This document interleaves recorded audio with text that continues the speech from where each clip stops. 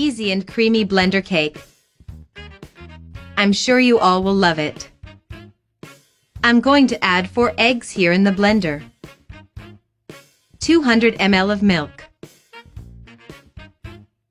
2 tablespoons of butter. 200 ml of coconut milk.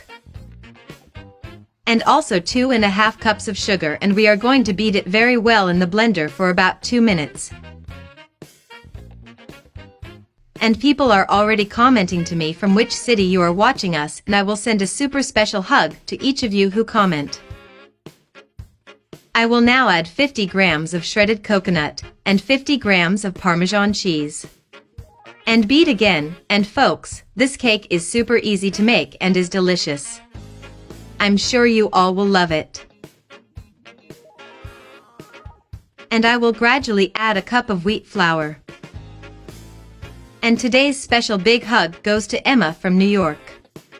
Thank you so much for always commenting. I appreciate it immensely. I will now add a spoonful of baking powder. And with the blender off, I'll be using a whisk to beat this baking powder, but you can also use a spoon, a spatula, it's up to you. I will be greasing a mold very well with butter. And also sprinkling wheat flour on it. Add the dough for our cake.